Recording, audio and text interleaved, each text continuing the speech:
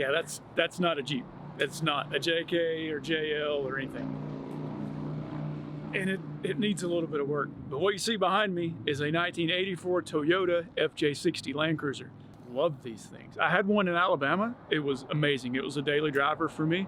I drove it about 80 miles a day. I didn't get anywhere in a hurry, but it was a blast to drive. I loved it. So this one, my wife sent me a link to a Facebook post a couple of weeks ago. Super cheap, obviously super cheap. So it needs a ton of work. But what it is pretty much a clean slate to do some things maybe that I couldn't do to the other one that I had because the other one was too nice. This one's definitely not too nice. So I'm excited about possibly throwing in a big horsepower LS3, Dana 60s front and rear, 6-speed auto, some things that just wouldn't have made sense on the other vehicle. So to really pick this vehicle apart and sort of tell me what I have and what I don't have, I invited over a local friend of mine whom some of you guys may know. His name is Brian Woody Swearingen. He owns a website called IHateMud.com, which is a huge, massive, ancient, been around for forever, Toyota forum website.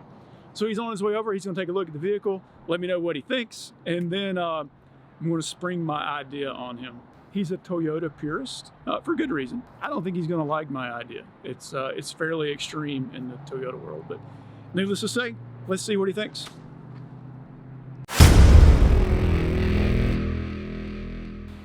All right, welcome back to Mercury Adventure Lab. Today we are talking to somebody that you may or may not know.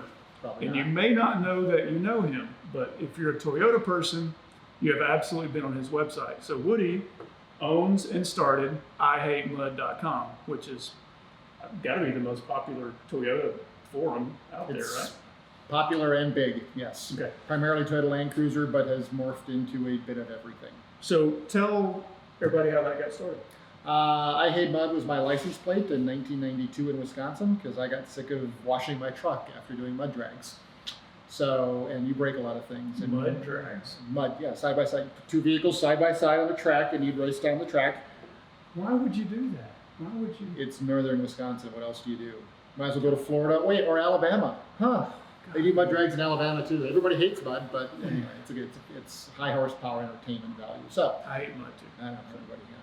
So yeah, it's kind of started from there, and then some articles in the mid '90s, and then it kind of got out of hand, and it's been full time now for about 10 years.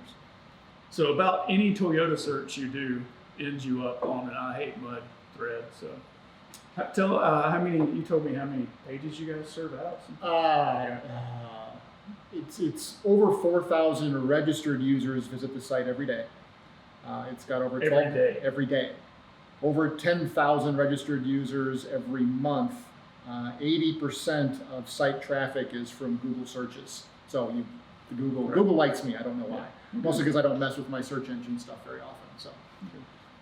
So that being said, Woody knows the Toyota world inside and out. And you did work with Toyota, right? I was an off-road driver trainer for them when the FJ Cruiser came out.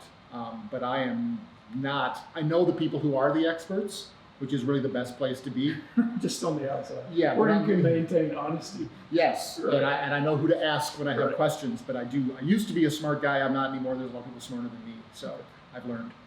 But nonetheless, Woody is very well connected with the Toyota world. So what I wanted to do is bring him in and show him the FJ60 that we picked up. So he kind of see its current condition, what was good about it, what was bad about it, and get his input on where to go with the build, because I have my personal thoughts about where I want to go with it, but it's a lot of work, and what I don't want to do is spend a bunch of money on it and realize that nobody else wants to do that. So, that sound good? Mm-hmm. So what we're going to do now is go out and take a look at the FJ60 and see what he thinks.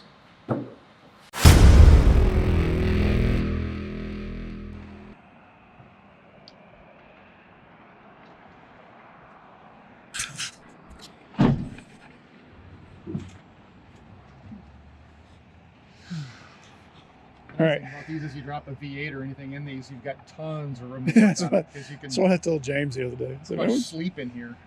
Plenty of room for twin turbos. Oh yeah. If you build the rest of it to hold up is the problem. Right. Well, that's what the 60s are for. Yeah. Factory oil filter, that's always a good sign. Make sure there's no bees or wasps in there. I see a nest. Yeah, I already kicked out one big, huge wasp nest.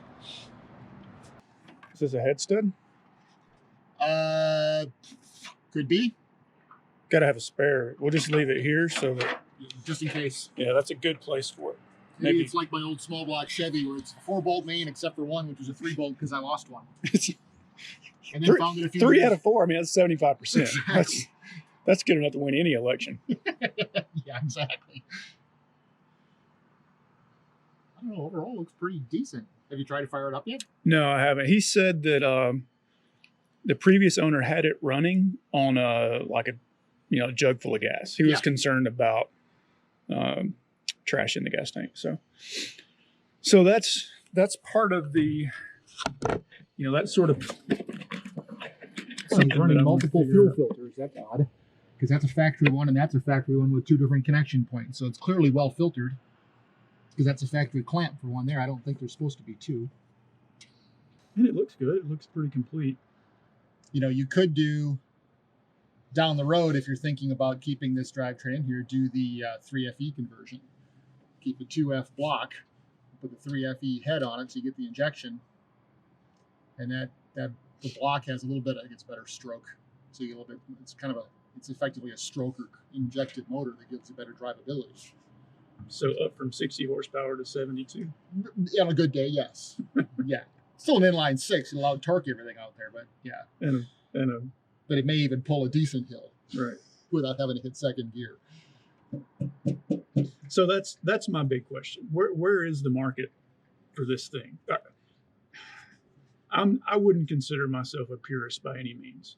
I really enjoyed that 60, and it was completely stock front to back. Mm-hmm. But it definitely did not work for what I wanted to use the vehicle for.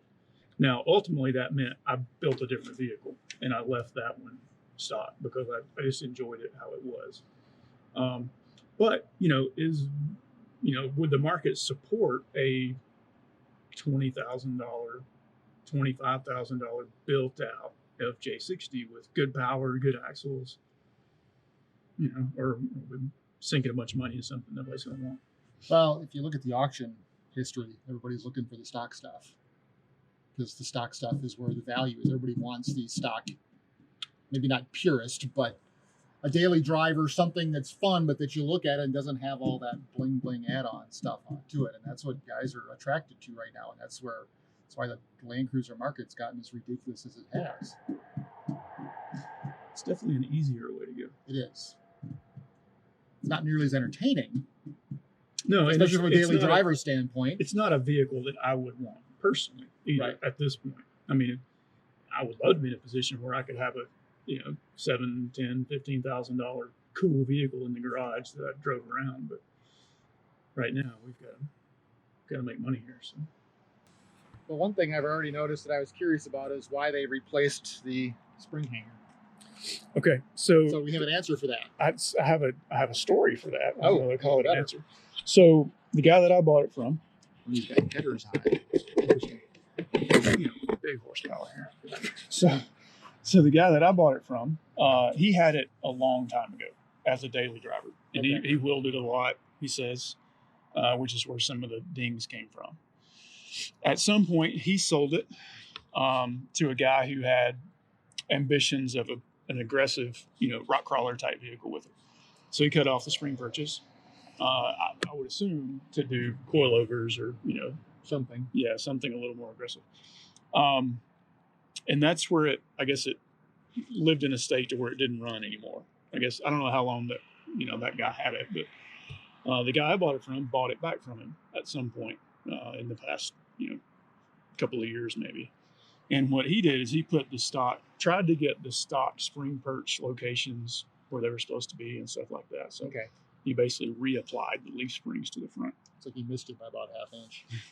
Based on where the stock is. I don't think those aren't stock springs, are they? No, that's a stock spring, or at least it's very similar to a stock spring.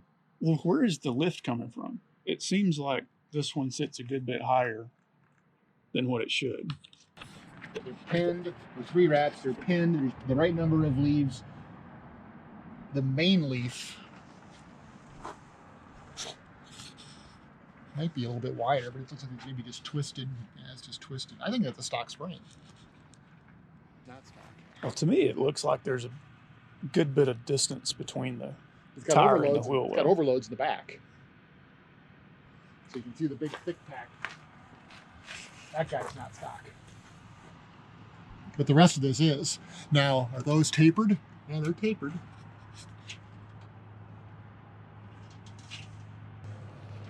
I mean, does it look higher to you than what it would normally?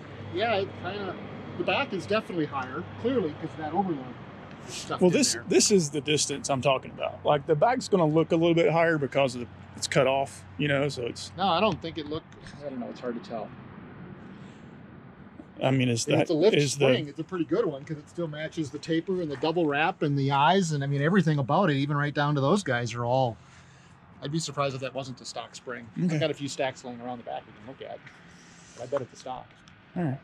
Well, regardless, you know, if we went crazy with it, those would come off anyway for coilovers. But I don't know that that's going to happen yet.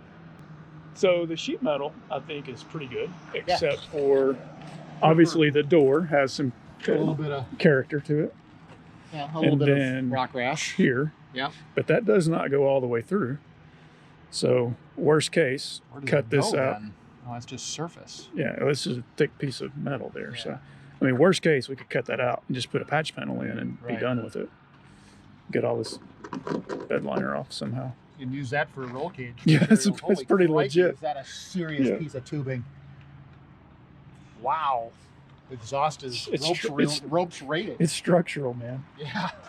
That's a structural exhaust. I really like the rear bumper. I like the design. I think if we did it, we would. It's a bit rough, but that's kind of what I like too. Well, I think I would do the sheet metal, you know, something with, you know me, I want something I can attach things to. Right. So, got an idea for that. A lot of butter welding back there. Guy welds as bad as I do. Ben, if you're watching this, he means that in the best possible way. Assuming you did the welding. Well, that is as bad as I did.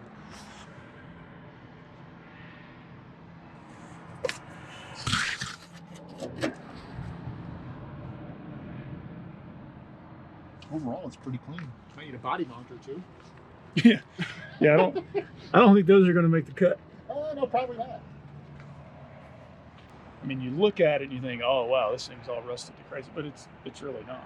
Yeah. The hard spots, there isn't much rust. Now there's some pretty heavy rust on the doors, one of the doors. So don't forget when you do this project to give yourself that authentic, you do the snake blinders. The what? Snake blinders. Snake blinders? It's the chrome strip. Dent right there, by the way. Chrome strip that runs all the way across this. Known as snake blinders for the purist. Yeah, I don't think that's going to happen. Oh no, that's a requirement for all 60s. No. Snake blinders for the win. Not happening.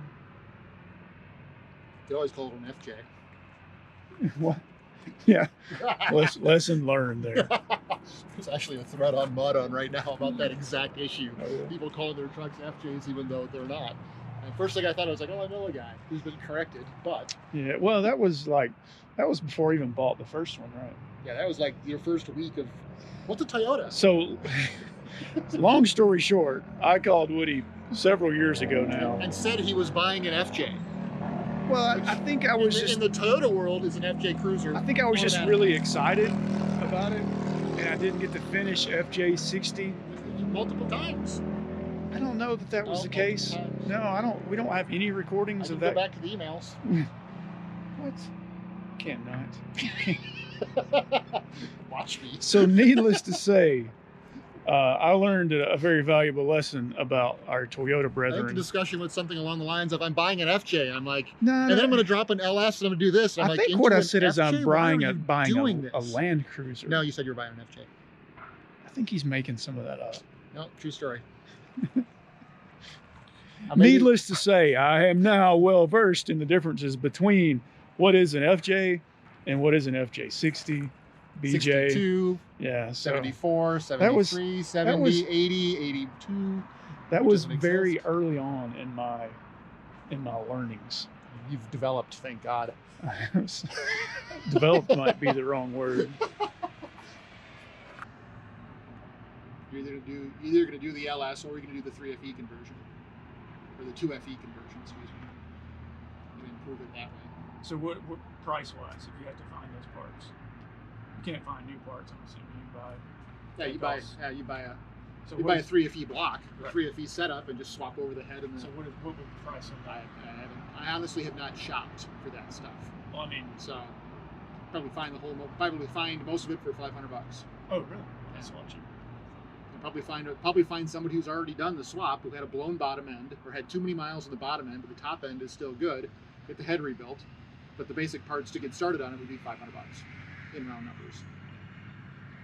I looked at doing it a couple times. Actually, I looked at doing the 3FE or the 2FE conversion on our 62 and putting in that block and keeping the top end to give it a little bit more power. And then we just decided it was because it wasn't in such good shape that there was no point in. Yeah, yours was super nice. No point in making a mess of something that was already so nice. So you're completely okay with me making a mess of this one, though? Well, it's not near. Well, you've got a lot of things that need to be corrected. That's right. Yeah, even if we went back, to a more original vehicle, there's still a lot of work to do to this one. Yeah. I mean, ours was effectively stock and unmolested other than 30-inch tires. All right, so talk me out of a V8 because you haven't done that. No, yet. I haven't because I like both. Is the problem. I think I see value in both because it depends on who's going to pick it up. Because some people will like the added power. There's a lot of people who will like the added power of the V8. They won't like the fact that it switched axles and other things and made it look so differently. But if you kept it, and that's where kind of I was leaning towards the 5.3, is because the 5.3 keeps the power manageable and keeps the stock axles underneath it. Well, you say that. So this vehicle here, that Jeep, it has a Dana 60 front, 14-bolt rear. It is running the 6.2. Yes. It has a 6L80 in it. Mm-hmm. It has a very aggressive cam. I wouldn't call it a race-built motor, but it's a very healthy rebuild on the motor. Went with all new everything on the inside. Hydraulic roller rockers, big cam, that kind of stuff. That thing drives like a 100% factory vehicle. Like it doesn't feel like you're, 550 at the crank. Right. And that's just because of the smoothness of the delivery of power from the LS, and I would expect this one to be no different. I mean, these vehicles are probably similar in weight. Yeah, JK is not light; it's a heavy vehicle. I suppose. Especially depending on what you did on the inside. I think you could run 500, 550 in the FJ60 and be fine. I don't think that's too much power. So I guess the question is going to be on who's buying it, because as we all know, the world is black and white on that stuff. You either love the fact that it has a V8 or you hate everybody because it has a V8. So there's no middle ground. I mean, heck, there's guys now who still hate the Lexus because people love them and they have a lot of Toyota backgrounds to them and they still get all bent over that.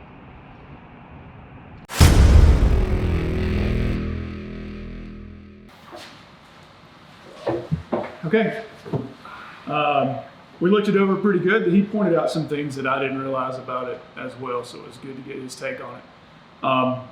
But what he hasn't done, which I thought he would do, is he has not talked me out of putting a 6.2 liter. Well, the discussion we had the other day and didn't have it today was the 2.8 diesel.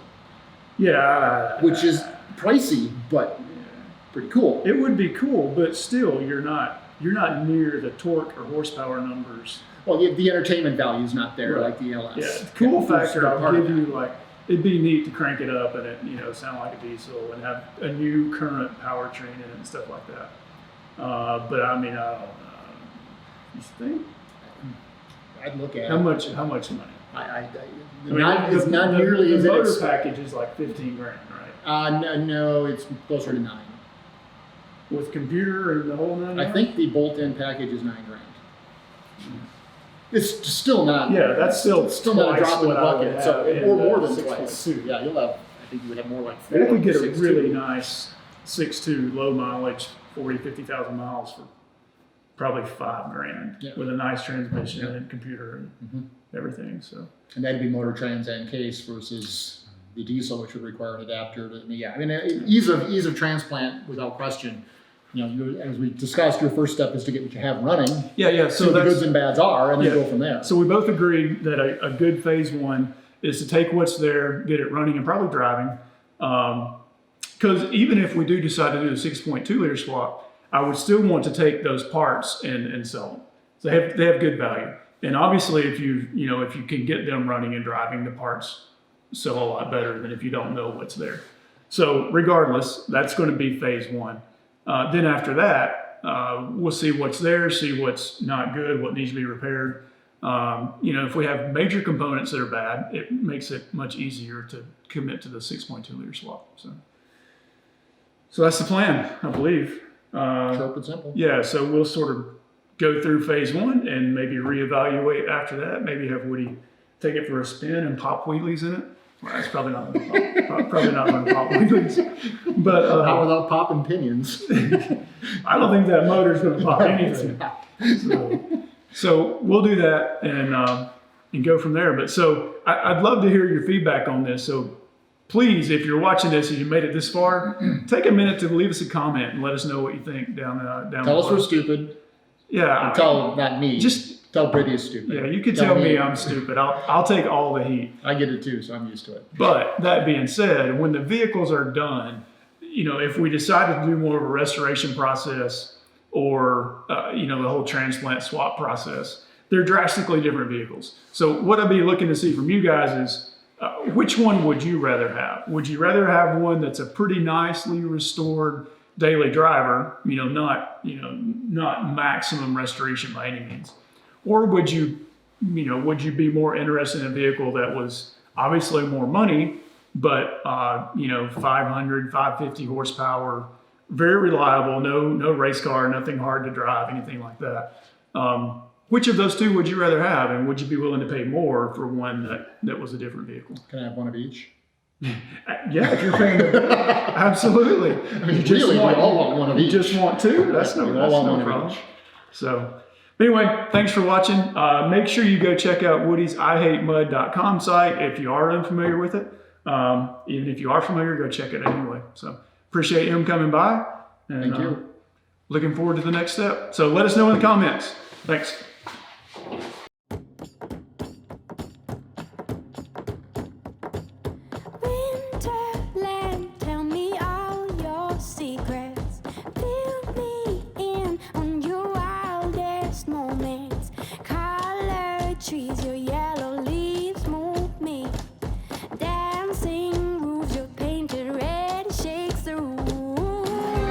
When I get there, I'll let my feet roll.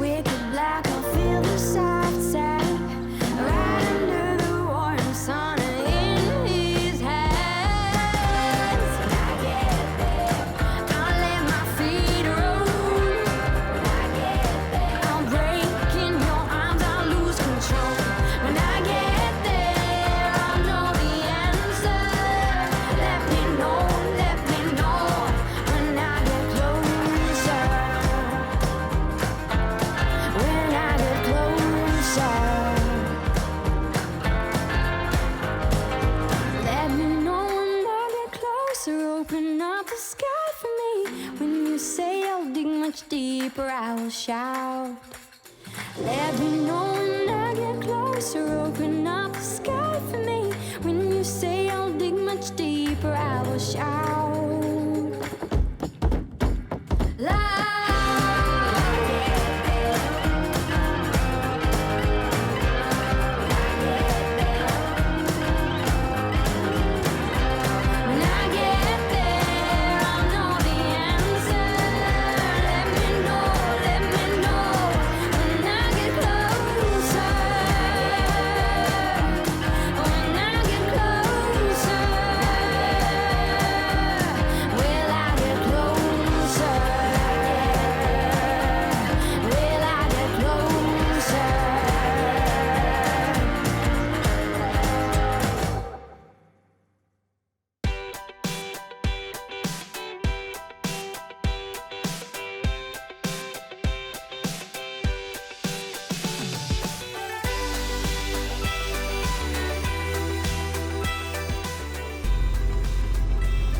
Okay, we have the FJ60 all loaded up.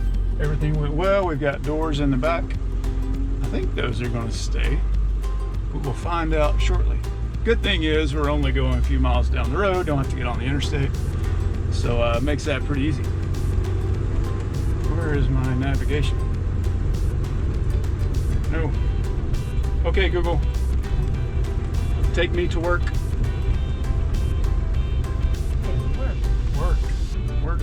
Work.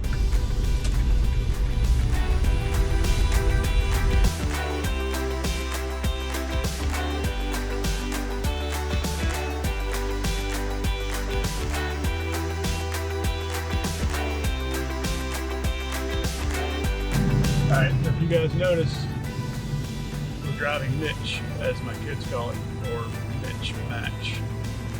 Because the baddest white truck is green. However, that's not the biggest problem. This thing has no power. In a future episode of American Adventure Lab, we are going to have to do a engine transplant into this thing. And I think a 12 valve would be perfect. So let me know what you guys think about that. I think it'd be cool.